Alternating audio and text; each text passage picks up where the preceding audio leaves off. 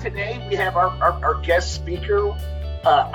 There you are, Cara. Oh my gosh, I'm so excited. You know, I was with Melissa, who just was a rock star yesterday, and we were talking. And I have a bunch of friends in my area that I've taught with years and years. And as we are diving into selling literacy components, it is a world that, as much as we can go into a world and sell science, and they see a parachute thing, they get excited. They're like, oh, my kids love this. The literacy is a different ballgame. Win or lose, we can lose it just on not knowing some terminology. And I've always said you got about 3 strikes. 3, hey, let me get back to you. And after 3, I can get back to you. You've lost almost all credibility at this point. That does not mean any of us here have to be necessarily experts, but we have to know that we've done some homework. Myself, I was more of an, even though I have grade K experience, grade 1 and 2, oh man, this part of the world was not my cup of tea. The phonics and phonemic awareness, that wasn't my thing. I love taking grades 3 out and expanding them. But since we have our program, and there is a dire need, this is something that's going to really bridge that gap of the 50 million that we're looking at. So today we're going to have Karen Warren, who's out of Melissa's territory. I appreciate so much. Cara, we talked. I got off the plane last night. You were so wonderful for taking the call. But Cara is the coordinator of early literacy and learning development. She does professional development. She's got years of knowledge. And this, what we're going to look at, is the focus is on the how phonics are taught, where it's taught, the challenges of these things. What companies struggle with, because they just had an adoption of 3 years ago. They've gone through the strategies. I don't want you to waste your time. If this is a program that has good phonics, we got to kind of like walk away from that. Then we got to go after the ones that are going to say yes to us, you know? So Cara agreed to talk to us. She's going to talk for 3 hours. Just kidding, Cara. Just to have someone who's actually a live experience person. Because as we did a great job, everyone in this room, on their reading presentations, the reality, though, is after you get done with that 15 minutes, if you don't have some knowledge, you can box yourself in with an expert like Cara. And they will see straight through it if we don't know what we're really talking about. So, Cara, just remember, just take your time when you do this, and there is no rush. Well, thank you. Go ahead, Cara. Thank you for having me. I could easily talk for 3 hours because I love to talk about early literacy. It is my passion. As Jason said, I think one of the things that I was thinking about today when I was thinking about preparing to speak with you all was about terminology. You know, we're all throwing around the terms right now, the science of reading. We're still here. We're here to talk about balanced literacy, guided reading, all of the things, all of the terms. So in our district, we have made a shift to what we refer to as structured literacy. So that means that we are making sure that we are explicitly and systematically teaching the 5 components of reading. And so I just wanted to make sure, I have a feeling you probably all know what they are, but these would be terms that I would expect for a sales consultant to be able to speak with me as an early literacy coordinator about, and to be knowledgeable about, and know that these are the 5 things that our district needs to really consider when we are trying to teach children how to read, especially in grades K through 3. So I started here with just saying, here are the 5 components. So the National Reading Panel article, which I've attached and linked into the slide deck, and I'll share the slide deck with you all, has a really good way of just sort of explaining that big report that the National Panel of Reading did in 2000 that says these are the best ways to teach kids how to read. And they reinforce the 5 components of reading. So they are phonemic awareness, phonics, vocabulary, fluency, and comprehension. Now, the big talk about the science of reading and the things that we're really focusing on are the foundational skills, the phonemic awareness and the phonics. These are the components that are not systematically or explicitly taught through programs like guided reading or through the units of study reading. They are those things, phonemic awareness and phonics, might sort of be embedded in different ways, sprinkled in. Maybe we just addressed a phonics issue when we saw it arise in a certain word with a kid. So that's how we have shifted from guided reading and balanced reading in our district to structured literacy and thinking about explicitly, systematically teaching foundational skills. And when I say foundational skills, I'm referring to phonemic awareness and to phonics, and ensuring that we have whole group instruction and that we follow up in small group instruction every day on those skills. So I want to dive into a little bit talking about those two terms, because that's what I would think that you would need to know looking at your supplemental resources that you want districts to be using so that they can teach children to be skilled readers. So again, systematic and explicit. Those just basically means, systematic means that it needs to have a scope and sequence, that there has to be a clear, defined path that we're on. That's what the systematic part means. And then the explicit just means that we are using that framework of I do, we do, you do, that we are providing modeling, that we are providing guided practice. Let's do it together. I'm guiding students through and providing feedback, and that there's the opportunity for independent practice. So that's basically what those two terms mean when I say systematic and explicit. I'm just going to stop for a second just to make sure we're good and there's no questions. Please feel free to interrupt me at any time if you do have any questions, but I do want to stop just for a minute just to make sure that you feel good about systematic and explicit instruction in those terms. Jason, I have a quick question, and Cara, it depends on how you feel about this. Do you think we should record this portion just so that we can have it? Thank you. Yes, and like I said, don't let me forget, I'll share the link to this slide deck because I have put some a couple of links of information for you in there as well. So what I want to talk with you about is thinking about what is the difference when you hear these terms, phonological awareness and phonemic awareness. Okay, so when I showed you the 5 components a minute ago, the National Reading Panel, they said phonemic awareness. So I know you know those terms, right? Phonological awareness and phonemic awareness. What do they mean, and are they interchangeable? And that's what I want to share with you just a little bit about. I'm just going to give you an overview. Phonological awareness is referring to the sound level. So when we're talking about the sound level, we're talking about auditory and oral activities. Okay, so when you were talking phonological awareness or phonemic awareness, both of them, we are talking about activities that we typically don't do with letters or print. We could typically do them in the dark. That's what I typically tell people. Now, that's not to say sometimes I might not have some letters or print, especially when kids are transitioning to phonics. So I don't always want to say, I never want to say never. I don't want to say you're never going to use letters when you're teaching phonological awareness or a phonemic awareness activity. But they typically do not include letters. They do typically include manipulatives, right? And other activities, stomping, clapping, all of those things. But they are activities that you probably could do in the dark because they're at the sound level. Now, when I say phonological awareness, think of that as the big umbrella. Okay, that's the big umbrella. Phonemic awareness fits under it. And you can see it there at the bottom, and I'll tell you how it fits. So phonological awareness is the big umbrella skill. It includes rhyming, and that's the least complex. So being able to listen and identify rhymes and produce rhymes. And then it goes in, again, it has a scope and sequence. So it goes from rhyming to words and sentences. So students, kids, this is typically preschoolers and kindergartners, being able to recognize what words are and what sentences are.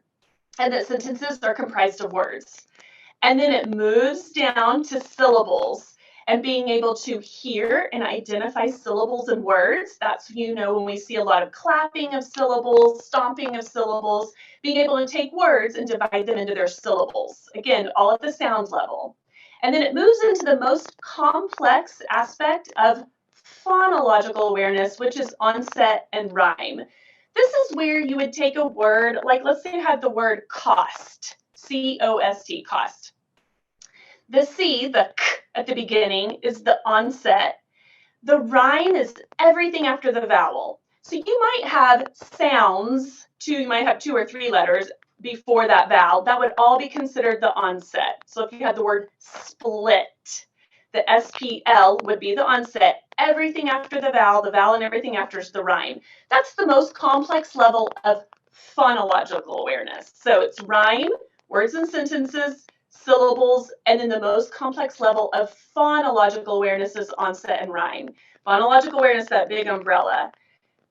Phonemic awareness is the most advanced level of phonological awareness. So phonological awareness is going to be more like, these are things that develop with kids whose parents read to them, sing to them, kids who go to preschool, they hear nursery rhymes. A lot of kids, most kids, develop phonological awareness skills naturally without explicit instruction through exposure to those kinds of activities. Of course, we know a lot of kids don't have the opportunity for those kinds of experiences, and that's why some of them will get to kindergarten or preschool and they have to be taught these things explicitly. But phonological awareness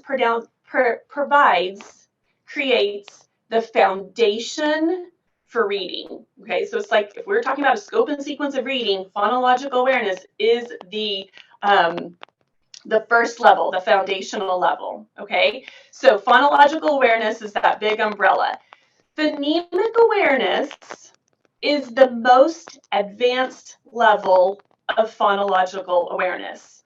Where phonological awareness was dealing with chunks of the word or the syllables, the onset rhyme, phonemic awareness is working at the individual phoneme level. And remember, a phoneme is one unit of sound. Okay, so when I say phoneme, I'm just talking about a sound, one unit of sound. So phonemic awareness is the most advanced level. It's working at that individual phoneme level. So phonological awareness, the big umbrella, is the bigger picture with the rhyming, the words and sentences, the syllables, being able to divide the onset and rhyme. But when we get to phonemic awareness, we are down now to that phoneme level.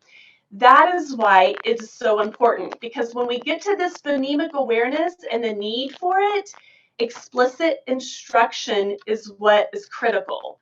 Those things probably won't happen naturally for a lot of kids that aren't able to develop those skills naturally. So I want to just go into what phonemic awareness is, because remember, that's one of the big 5 components for a skilled reader.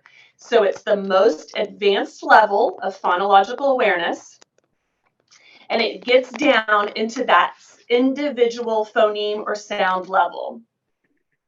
So I want to stop here and say that you could say phonological awareness and phonemic awareness. I said it earlier, they're not completely interchangeable terms. I could talk about phonological awareness and I can be referring to phonemic awareness because it's a component of phonological awareness, but I could not say phonemic awareness, that individual phoneme level, and refer to phonological awareness, like the syllables. So I hope that makes sense. I have that wording in the slide for you that I'll share. But that's where when I'm talking to a lot of just teachers, I'm going to be honest, teachers, a lot of teachers don't know this. But also when we do have our sales consultants come and other people I'm at things when they're trying to talk to us about literacy, they don't know the difference. And then it's critical that they do, because phonemic awareness, that most advanced level, is one of those 5 components of building a skilled reader. So we have to make sure that our activities and that our instruction gets to this level, the phonemic awareness level.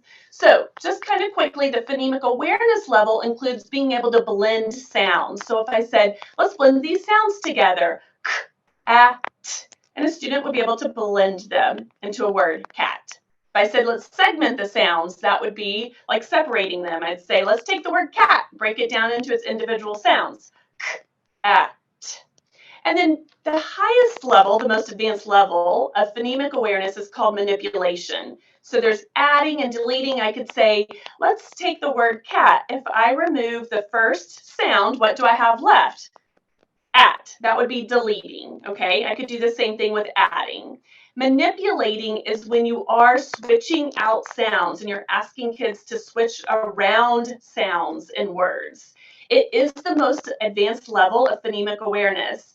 And Dr. David Kilpatrick says that what we do is we think kids are progressing in kindergarten and first grade with these lower levels like blending, segmenting, adding, and deleting, but we don't spend enough time in the manipulation of phonemes. And that's what he says is where it's really at. Being able to build on our phonics knowledge for being able to read multi-syllable words is going to come from that manipulation level of phonemic awareness. So I'm going to stop. Any questions, thoughts? No, keep going. Okay. So unless anyone has questions, that's good. Keep going. Okay. So just thinking about this, phonological awareness, remember it's the big umbrella, it's the ability to notice the sound structure of the spoken words. Phonics, and we just need to make sure we know the difference between that too, is the system for approaching reading that focuses, of course, on that letter-sound relationship. That's where we're going to bring in the letters, okay? So just real quick, so this is the difference between the three. Phonological awareness is that sound level with words and syllables. It's auditory, it's oral. Phonemic awareness is also the sound level with phonemes, okay, the individual sounds, that most advanced level. It's also auditory and oral. You're not going to have letters in print in phonemic awareness. But phonics is where we make the switch over to teaching the letter-sound relationships. It's the visual, the auditory, and the oral. It is crucial that we have that foundation of phonological awareness, phonemic awareness, to build upon the phonics. All right, so these were just some examples of activities. Producing a series of rhymes would be phonological awareness, right? That would probably be pre-K, kindergarten. In kindergarten, segmenting spoken one-syllable words into individual phonemes. So would this be phonological awareness or phonics? If we're segmenting spoken one-syllable words down into their phonemes. Phonics. Does it have letters or print? Oh, that's phonemic awareness. Phonemic, yeah. It's the second one. It's going to be the phonemic. That's right, because it says individual phonemes. What about if a third grade activity would be to decode compound words? So if I'm going to decode compound words, is that phonological awareness or phonics? Phonics. That's going to be the phonics. You guys got it. In second grade, if I'm recognizing the change in a spoken word when a specified phoneme is added, is that going to be PA or phonics? Phonics. Phonics. Isn't it phonemic awareness because you're manipulating the word? It is going to be phonemic awareness because it's that sound, that spoken word. When a spoken word, that specified phoneme is added in a spoken word, remember the oral part, okay? So in kindergarten, if I'm teaching letter-sound relationships, that is? Phonemic awareness. Awareness. Letter-sound relationships. So now I'm teaching the print to the sound. Oh, well, the print, yeah, that would be phonics. Phonics. So that would be the phonics when I'm teaching the letter to the sound, the print to the sound. Okay, first grade, if I'm using letter cards to build words and I'm changing out the initial sound, so I'm using letter cards, I'm building words, and I'm having kids change out the initial sound. Phonics or PA? Phonics. PA. That would be phonics. What's your clue there? Letter cards. The letter cards. Yep, you got it. All right, so I'm just going to conclude by saying here's some challenges for K through 2 teachers. Understanding the difference between phonological awareness phonemic awareness, and phonics. And understanding that when we teach, like I've seen some of your supplemental materials for literacy, and when I get to that phonological awareness lesson, knowing it, and it's a great lesson laid out for me, but knowing that it's auditory and oral, and that I'm not going to make up and bring in letters on my own, doing things like that. So having that understanding of the difference between those three things. And then phoneme manipulation, that most advanced level through first and second grade, making sure that we don't just think kids have it, but ensuring by using our data that we know that kids do have that phoneme manipulation. It is a reliable predictor of future reading success. I'll say it again. So phonological awareness, especially phonemic awareness, that most advanced level, is a reliable predictor of future reading success. And then, of course, you all know this, it's just differentiating instruction. That's a challenge for our K through 2 teachers. In our district, I think I mentioned already, we do that. We do whole group, we promote whole group instruction of the lesson with that I do, we do, you do framework. And then small group is where we check for understanding of individual students and then provide feedback and further instruction there. What other things are you all thinking? Questions, thoughts? No, I think this is just so helpful. I know it can be overwhelming on our side just because we're not used to the verbiage and stuff like that. And I appreciate everyone trying to participate, but we aren't experts at this. So as much as it seems so simple to have three things and what category it should be in, as Cara was saying, even her own teacher, not saying her teachers, but like some of her teachers struggle with that, of what category. Now, one thing that always kind of makes it a little bit simpler is just knowing your standards, whether it's the TEKS or Indiana standards or Ohio standards, because that kind of gives you an idea when phonics really breaks free. And typically it follows the core curriculum of their program, what they have. So any other questions from anybody else right now? Go ahead, Kathy. So did you say science of reading includes phonemic awareness and phonics? Absolutely, yes. The science of reading is a shift to a focus of providing systematic and explicit instruction in phonemic awareness and phonics. Okay. But Cara, in Illinois, they're usually behind. We have a lot of balanced reading. We have a lot of guided reading. We have a lot of Fontes and Pinnell. Back to balanced reading, what is your understanding of what that is? And is that a target area I go after because they have weaknesses? Yes, those are the people you go after. So I am a former Fontes and Pinnell guided reading. I've used LLI, all of those programs. Now, they will have, like if I'm sitting with a group of students, because it's a small group, and they will have a component probably of teaching some sort of word work during that time period. But if you're doing that in small group, especially with a small group you might not be seeing every day, which typically is what happens in those programs, you're not seeing every group every day, then you've lost that systematic scope and sequence daily instruction for those kids. So that's where those programs are falling short, is they do not have the systematic scope and sequence daily instruction for phonemic awareness and phonics.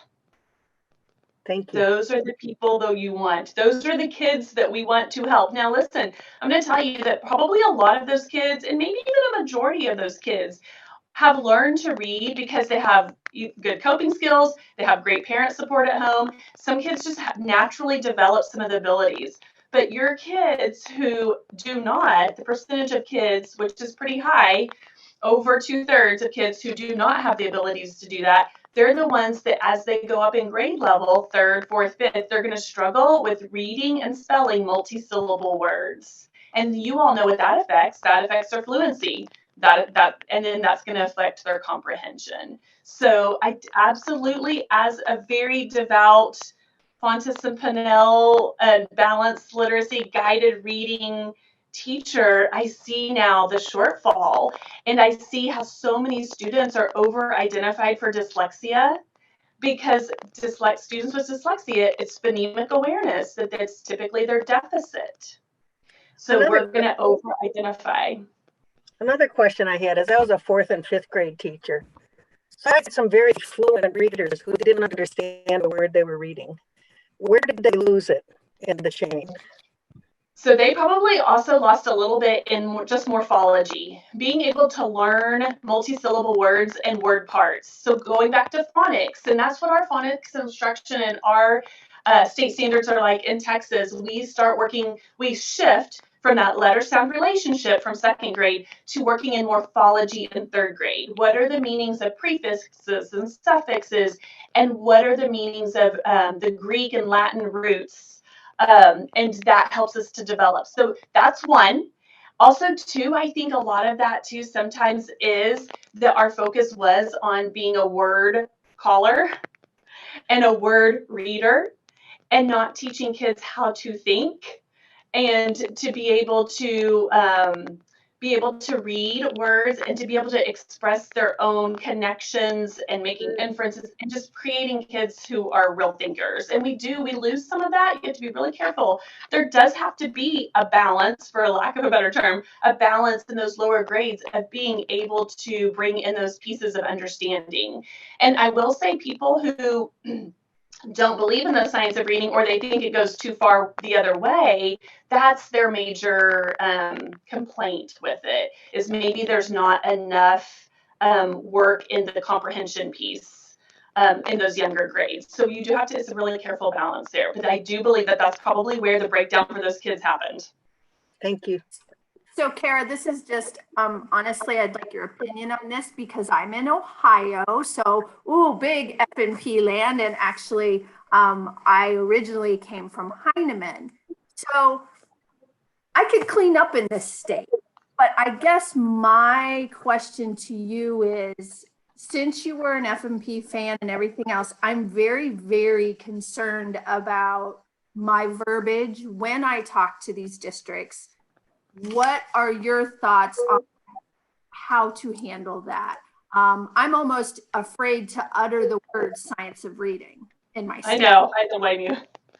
I think first of all, the data. Like, what's the data saying in their K through 2 grade levels? Because here's the thing. Their data might look good in K through 2 for all those things that we've said. Kids who have a lot of support at home, kids who do become natural readers. Of course, reading every day in leveled readers, there's going to be some benefit, right? But I think, what does the data look like for foundational skills specifically? So, of course, we know, we just talked about it, comprehension is important, but in K2, what does the foundational skills data reflect for phonemic awareness and for phonics? I think that's where I'd start with some of those districts. What is their dyslexia identification like? What are their numbers when it comes to students who've been identified for dyslexia? Is it above the national average? Does the state have expectations for what the levels might be? So I think that's a good question too, because again, we see, and we've seen it here in Texas, that kids are over-identified for dyslexia. I used to be a dyslexia evaluator. I saw it all of the time. Over-identified because they didn't receive the explicit instruction they needed in kindergarten, first grade, and second grade in phonemic awareness specifically. So I think that would be another question for those districts is what does your dyslexia look like? What about your kids in special ed? What does the data look like there? Because just because a kid is with dyslexia, they might be in special ed and have an actual IEP. They might be dyslexic too, but they might have just a specific difficulty in reading. And so that's what I would ask too. The dyslexia and your SPED, your kids who have been identified with a specific learning disability in reading, what do those numbers look like? Because those are going to be reflective of kids who haven't received that instruction either that they needed in PA and phonemic awareness. Does that help? Absolutely, absolutely. Like I said, I just feel like I need to tread very lightly because it has become a really huge political issue here in Ohio. It's been sized to the point where it's like, oh my gosh. I mean, it's really bad. So, but like I said, I get that, you know, there's going to be some deficits and it could be really, really great, but I need to be able to, like you said, point out some data to them and be able to look at it. So thank you. That helps. And I'll say one more thing, you know, Lucy Calkins did write her thing recently, and a lot of things recently about her changing her thinking a little bit too. I don't think Fontes and Pinnell have done that. So, but I mean, even referring to some of the other experts who have sort of are starting to think, okay, maybe this isn't, I mean, there's a lot of good things about this program. We're creating readers, but where could we improve? And I think with Lucy, at least in Indiana, she took a lot of our wealthy areas. I hate to say it that way. That those are the ones that dropped first with Lucy, the ones that could kind of survive no matter what program. I know that sounds, it is what it is. But what happens, the more that her name got out and we saw more urban districts, that's when we started seeing those gaps coming in. So when we start looking at who is a target, I have a lot of Lucy Calkins customers in Indiana. That is a number one. It really is, especially a Lucy Calkins urban population. The Lucy Calkins, you know, Carmel of Indiana, that's someone's baby. You got to be careful on that one. You know, they're going to try to keep that on the same page no matter what. When we go down the line of the core curriculum, you know, and I know Cara has into literacy or into reading, which is HMH. Those programs started, in my view, and McGraw-Hill Wonders or whatever they're changing to, they leaned more towards balanced literacy. They were getting a little bit away from that rigorous structure of K2. I would say that my view and HMH's program are very similar in that structure. HMH has better literature in the program. That's it. Really, the programs are almost identical. They just have better literature, which is an eye-appealing for most teachers. McGraw tends to come off more traditional at this point because it's still an older program. And then I think we have to keep our eyes out for Amplify. The reason why is because Amplify, as Cara is looking at, has a pretty systematic structured approach. So that tells you maybe this is not the school that we embrace it. We say, hey, that's a good program, that's Phonics. But if you ever need an additional support, we have that. And we move back to that Lucy Calkins. Keep figuring out where the need is instead of wasting your time, you know? So Cara, would you agree with what I just said right there? Absolutely agree. Amplify is the one I think I mentioned to you last night on the phone, Jason, that even teachers, like I'm on a lot of forums with coordinators and teachers, but I listen really to the teachers. What are the teachers saying? They love it. They feel like they're getting the results and the foundational skills. They see the system.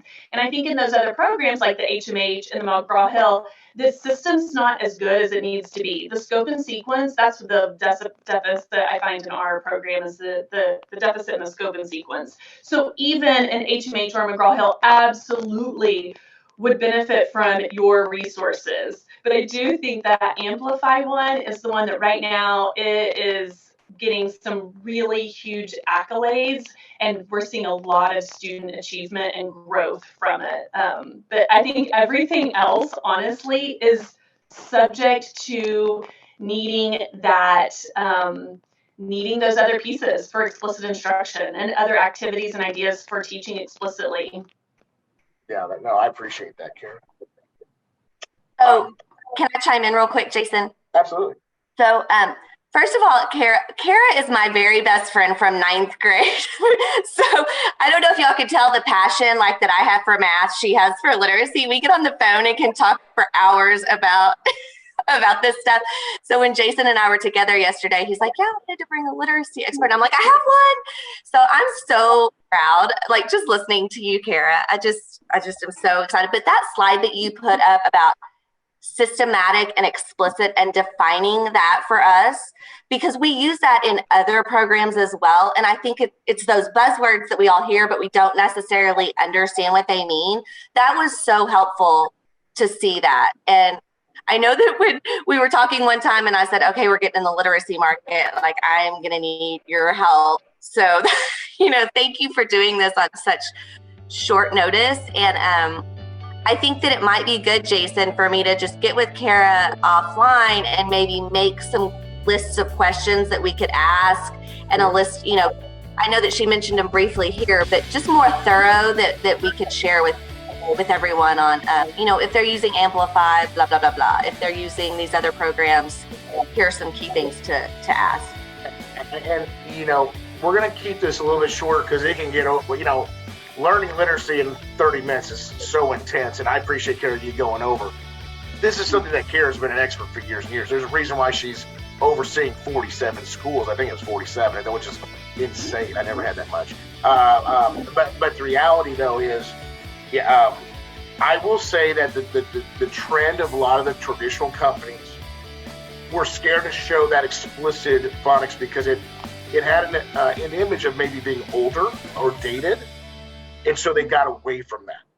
But most of those, they've invested millions of dollars in those programs, so it's not offensive to come there and say, listen, this is what we have. There's a need for it. The greatest thing for our company is that we have in a weird way, they're struggling with what the expectation is for this, but I think we can really blow this out of the water with the knowledge that we have. And Cara, you did a huge thing. We may have to bring you on again as a special guest. Raise your hand if you'd like Cara to work with us right now. I mean, I know. Give her. I think of her as the Brittany Garrick of literacy. Yeah. And we all went to the same high school, all three of us. So maybe Duncanville, Texas, just breeds. I'm just kidding. Just the stories alone, we got to try to hire you. And the pictures. Yeah. Any other questions for Cara? Cara, you went over the time. You went above and beyond. I appreciate that. It's less for me to talk, which is great. Anyone else have any other questions? Again, guys, go ahead. Oh, I'm sorry. I did put the slide deck in the chat box. See if you can grab that link and open it. I think you should be able to. And I just want to point out on that first slide, I've linked in there because I just think this is really, I read this article like monthly.